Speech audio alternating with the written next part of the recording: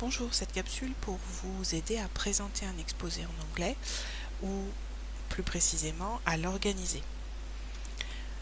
Donc l'exposé commence toujours par une introduction. Dans cette introduction, vous allez d'abord citer le sujet de l'exposé, rappeler la thématique, le thème de l'exposé. Et vous allez pouvoir utiliser des phrases comme I would like to talk about ou bien I'm going to talk about.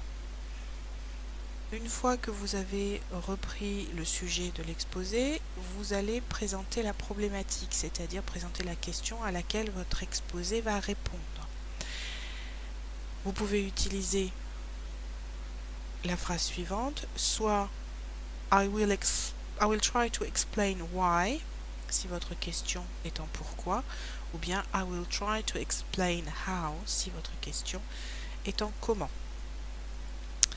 Enfin, vous allez, à la fin de l'introduction, présenter le plan.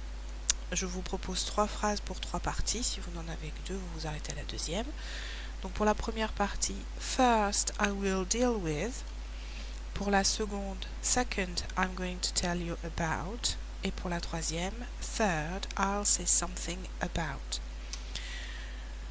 Donc dans toutes ces phrases, vous avez des verbes pour évoquer l'idée de parler, de dire, d'expliquer. Je vous les rappelle ici. Talk about, explain, deal with, pour je vais maintenant m'occuper de tel sujet, développer tel sujet, tell you about, ou bien say something about. Je vous propose de répéter toutes ces expressions pour vous entraîner à les prononcer. I would like to talk about. I'm going to talk about. I will try to explain why. I will try to explain how. First, I will deal with. Second, I'm going to tell you about. Third, I'll say something about.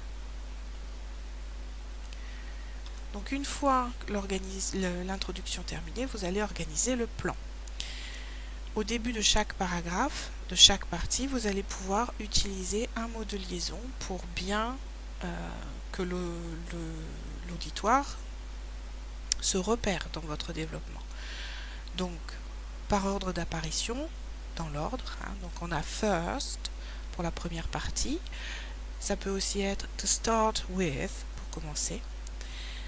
Puis next, last, vous pouvez vous arrêter là, ou bien si vous avez une partie supplémentaire, terminer, ou éventuellement pour la conclusion, terminer par finally. Je vous propose de répéter. First, to start with, next, last, finally. Enfin, votre exposé se terminera avec une conclusion. Pour commencer la conclusion, vous pouvez utiliser soit finally qu'on a vu précédemment, soit to conclude, ou bien as a conclusion, I would say that. Vous pouvez parfois donner votre opinion, avoir envie de donner votre opinion dans la conclusion, et donc vous allez introduire votre opinion par des expressions comme I think, in my opinion, ou bien for me. Et enfin, pour bien exprimer le fait que votre exposé est terminé, vous allez pouvoir remercier l'auditoire avec Thank you for your attention. Je vous propose de répéter. To conclude, as a conclusion I would say,